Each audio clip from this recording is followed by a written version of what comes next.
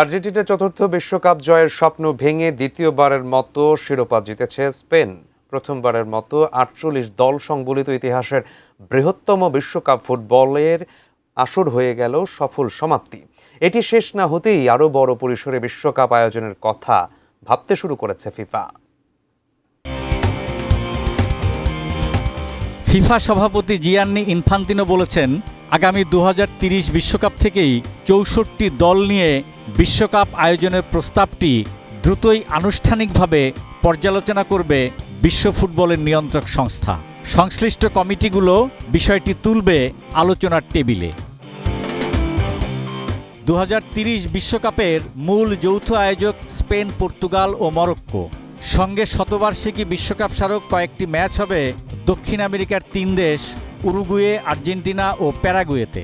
অর্থাৎ পরবর্তী বিশ্বকাপের আয়োজক আসলে ৬টি দেশ।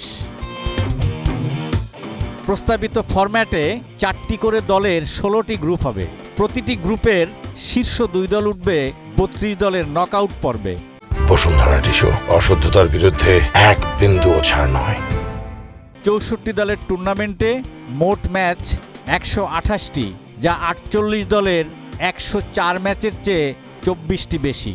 অবশ্য ১৬টি দল বাড়লেও ৮টি ম্যাচেই শিরোপার মীমাংসা হবে। ১৯৩০ সালে প্রথম বিশ্বকাপের আয়োজক ছিল দক্ষিণ আমেরিকার দেশ উরুগুয়ে। তাই শতবার্ষিকী স্মারক হিসেবে শুধু ২০৩০ বিশ্বকাপকেই ৬৪ দল নিয়ে আয়োজনের প্রস্তাব দেন দক্ষিণ আমেরিকা ফুটবল কনফেডারেশন কনমেবল সভাপতি প্যারাগুয়ের ফুটবল প্রশাসক আলেহান্দ্রো ডোমিঙ্গেজ। ২০২৫ সালে পাওয়া প্রস্তাবটি ইনফান্তিনোর মনে ধরেছে, কারণ ফুটবলের উন্নয়নশীল দেশগুলোর বিশ্বকাপ খেলার স্বপ্ন পূরণ করতে চান তিনি। চান ফুটবল আরও বিশ্বজনীন হোক। ফিফার রাজস্বও তো এতে বাড়ে। তবে এই প্রস্তাবের বিরোধিতাও আছে। ইউরোপিয়ান ফুটবল অ্যাসোসিয়েশন উয়েফার সভাপতি আলেকজান্ডার সেফেরিনের চোখে এটি খুবই বাজে ধারণা। তিনি ফিফাকে সতর্ক করে বলেছেন, বিশ্বকাপের মূল্য কমাবেন না, সোনার ডিম পাড়া হাঁসটিকে একেবারেই মেরে ফেলবেন না। পবিত্র Kundu, sports desk, ATN news.